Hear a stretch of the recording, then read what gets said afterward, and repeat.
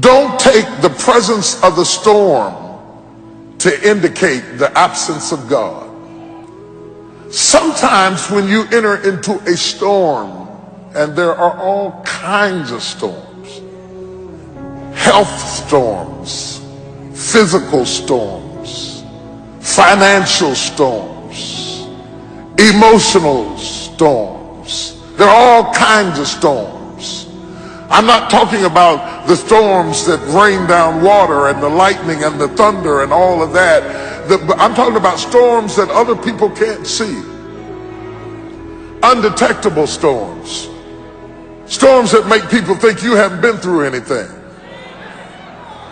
Because you get up out the bed every morning and you put your hair up and put your makeup on, and they don't know you put your smile on just like you did your makeup, and walked in smiling because you were going through a secret storm.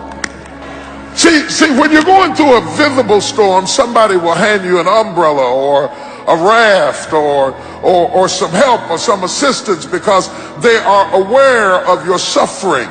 But when you're going through a secret storm, there is no comfort there because nobody knows that you're dealing with a secret storm. They're jealous of the car you're driving, not knowing that it's 2 payments behind. They're envious of the position that you were promoted to, not knowing that now that you're promoted into that position, you can't even rest at night. You can't even sleep at night. You've got so much pressure and so much responsibility on you. And all of a sudden you're in a storm and nobody even knows it. And when we get in a storm, we have a tendency to wonder, where is God? Job said, I looked for him. He was there a minute ago, but now I can't find him. I looked on the right side and I couldn't find him. I looked on the left side and I perceived him not. Where is God in the storm? Because we buy into this notion that if God was with us, we would have no storm. That if God were really with us, we would be happy.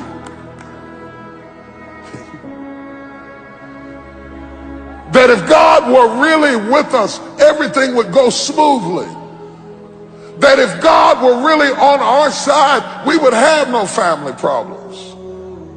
If God were really with us, our bills would be paid. How could God be with us and us be in foreclosure?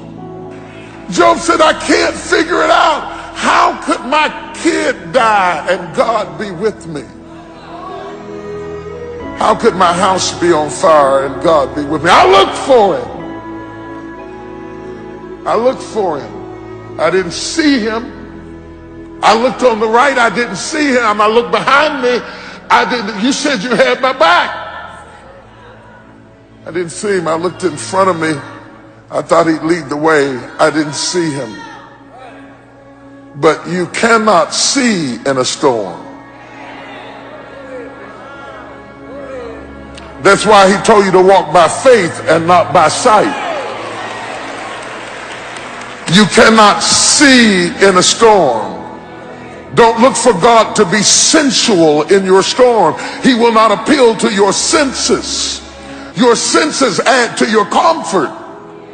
God will not make you comfortable in your storm. But just because you are in the presence of the storm does not negate the presence of God, nor does it indicate the absence of God. The Bible said he is a very, very present help in the time of trouble. If you're looking for God, he's in the storm. He may not be saying anything, Peter. You may find him asleep on the boat in the bottom of the ship, but don't think that he jumped off the boat because you were in a storm. He is with you in the storm. He promised. Whenever God promises you something, he says, you may not have it in your sensual realm right now, but I promise you. He said, he promised me, when you pass through the water, I'll be with you. He wouldn't have said that if his presence was apparent, because you never promised the obvious. He said, but when you pass through the water, you got my word on it. I am in there with you. You may not see me, you may not feel me, you may not sense me, but I tell you what, all the while you're stroking in the water, understand you are not stroking by yourself. Don't be so aware of the storm that you lose awareness of the God in the storm.